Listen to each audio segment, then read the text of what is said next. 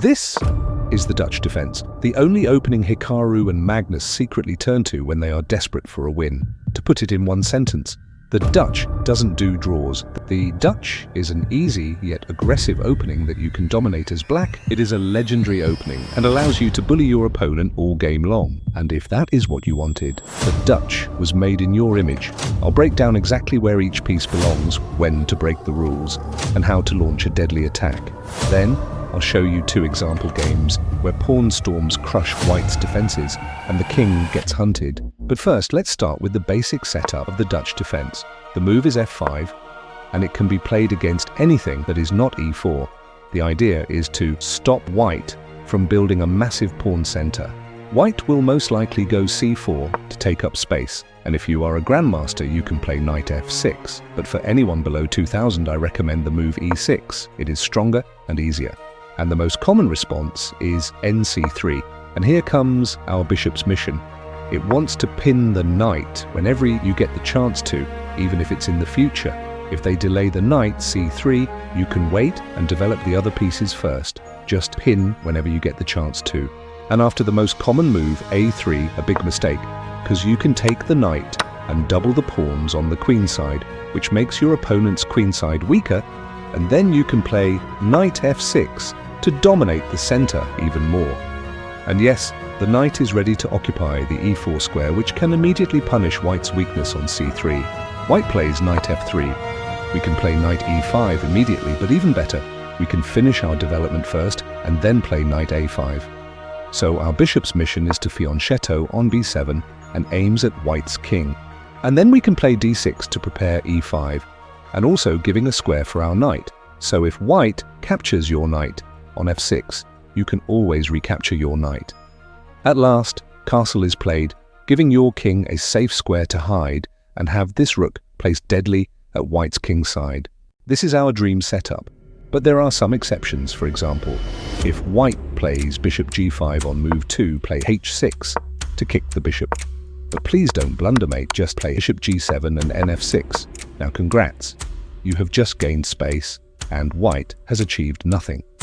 There is one more variation to cover.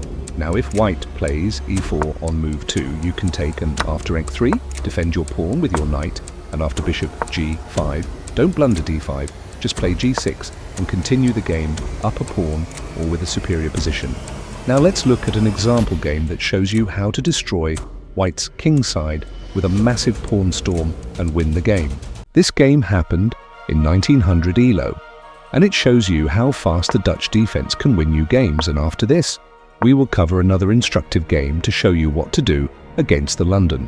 White plays knight c3 with the intention of playing e4, an extremely common plan for white, and black plays knight f6, an important Dutch defense move, stopping white from playing e4, although bishop b5 does the same.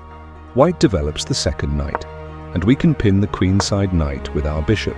White decided to do the same, and we immediately take the knight, so white will have to capture with the pawn. And do you remember what to do with that bishop?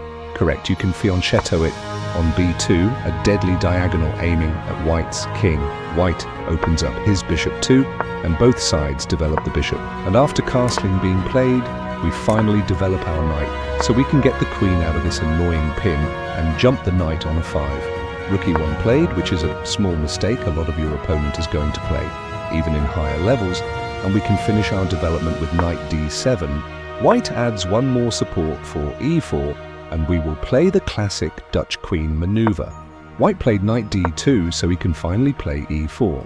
But here comes the nasty queen g6, attacking the pinned bishop, because if the bishop moves, white will get mated, so white has to either give up the bishop or the king. This game is over, but this one has just begun. d4 is on the board, f5. The legendary Dutch defense is on the board. The 2100 rated player decided to play bishop f4. The London knight f6 was played. An important move by black is followed by a3, the accelerated London. And we continue our Dutch plan with a 6. White played knight f3. And here, we can develop the other pieces first because this bishop cannot pin the knight yet. After some moves, white decided to play c3.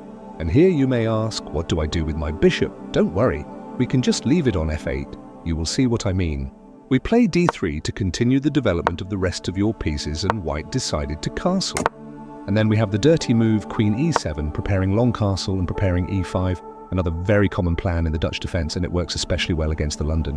White played h3, so his king and bishop have room to breath. And we play the sneaky move h6. The idea is to play g4 to storm the king.